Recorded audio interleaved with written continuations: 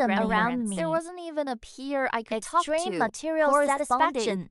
At the age when I most needed and love, I longed for I someone lacked it who, terribly. after Still witnessing loved all me my fiercely flaws, to death. placing me above even her own life, Never betrayed always me, burning by passionately, was the only so one I who was did destined that. to fall Let's in love sing with together her for the rest of our lives.